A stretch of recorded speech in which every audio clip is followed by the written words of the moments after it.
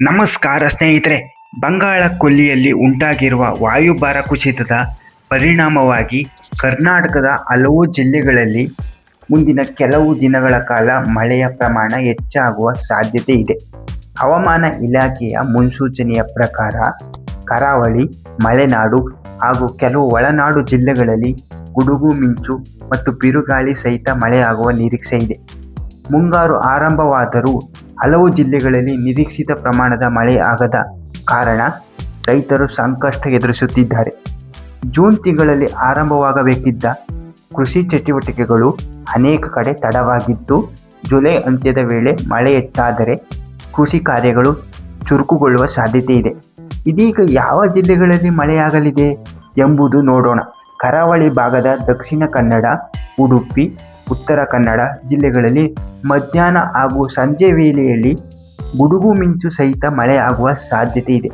ಕೆಲವೆಡೆ ಗಂಟೆಗೆ 30ರಿಂದ 40 ಕಿಲೋಮೀಟರ್ ವೇಗದ ಬಿರುಗಾಳಿ ಬೀಸುವ ಸಾಧ್ಯತೆಯೂ ಇದೆ. ಅದರಿಂದ ಕರಾವಳಿ ಭಾಗದ ಜನರು ಅಗತ್ಯ ಮುನ್ನೆಚ್ಚರಿಕೆ ವಹಿಸುವಂತೆ ಸೂಚಿಸಲಾಗಿದೆ. ಮಲೆನಾಡಿನ ಶಿವಮೊಗ್ಗ, ಚಿಕ್ಕಮಗಳೂರು, ಕೊಡಗು ಹಾಗೂ ಹಾಸನ ಜಿಲ್ಲೆಗಳಲ್ಲಿ ಅಲ್ಲಲ್ಲಿ ಸಾಧಾರಣದಿಂದ ಭಾರೀ ಮಳೆಯಾಗುವ ಸಾಧ್ಯತೆ ಇದೆ. ಗಡಿ ಭಾಗಗಳಲ್ಲಿ ಮಳೆಯ ಪ್ರಮಾಣ ಇನ್ನಷ್ಟು ಹೆಚ್ಚಾಗುವ ನಿರೀಕ್ಷೆ ಇದೆ. ಉತ್ತರ ಒಳನಾಡಿನ ಬೆಳಗಾವಿ, ಬಾಗಲಕೋಟೆ, ಬೀದರ್, ಧಾರವಾಡ, ಗದಗ, ಹಾವೇರಿ, ಕಲಬುರಗಿ, ಕೊಪ್ಪಳ, ರಾಯಚೂರು, ವಿಜಯಪುರ ಹಾಗೂ ಯಾದಗಿರಿ ಜಿಲ್ಲೆಗಳಲ್ಲಿ ಗುಡುಗು ಮಿಂಚು ಮತ್ತು ಬಿರುಗಾಳಿ ಸಹಿತ ಸಾಧಾರಣ ಮಳೆಯಾಗುವ ಸಾಧ್ಯತೆ ಇದೆ. ವಿಶೇಷವಾಗಿ ಬೆಳಗಾವಿ ಜಿಲ್ಲೆಯಲ್ಲಿ ಕೆಲವೆಡೆ ಗಂಟೆಗೆ 40ರಿಂದ 50 ಕಿಲೋಮೀಟರ್ ವೇಗದ ಗಾಳಿ ಬೀಸುವ ಸಾಧ್ಯತೆ ಇದೆ ಎಂದು ಹವಾಮಾನ ಇಲಾಖೆ ತಿಳಿಸಿದೆ. ದಕ್ಷಿಣ ಒಳನಾಡಿನ ಬೆಂಗಳೂರು ನಗರ, ಬೆಂಗಳೂರು ಗ್ರಾಮಾಂತರ, ರಾಮನಗರ, ಮೈಸೂರು ಹಾಗೂ ತುಮಕೂರು ಜಿಲ್ಲೆಗಳು ಕೆಲವೆಡೆ ಸಾಧಾರಣ ಮಳೆಯಾಗುವ ಸಾಧ್ಯತೆ ಇದೆ.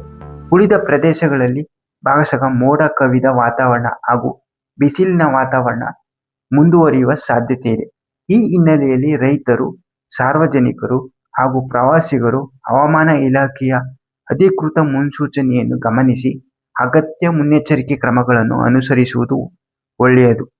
ವಿಡಿಯೋ ಇಷ್ಟವಾದರೆ ಲೈಕ್ ಮಾಡಿ, ನಿಮ್ಮ ಸ್ನೇಹಿತರೊಂದಿಗೆ ಹಂಚಿಕೊಳ್ಳಿ ಹಾಗೂ ಇಂತಹ ಸರ್ಕಾರಿ ಯೋಜನೆಗಳು, ಹವಾಮಾನ ಮತ್ತು ರೈತರ ಮಾಹಿತಿಗಾಗಿ ನಮ್ಮ ಚಾನಲ್ ಅನ್ನು ತಪ್ಪದೇ ಸಬ್ಸ್ಕ್ರೈಬ್ ಮಾಡಿ. ಧನ್ಯವಾದಗಳು.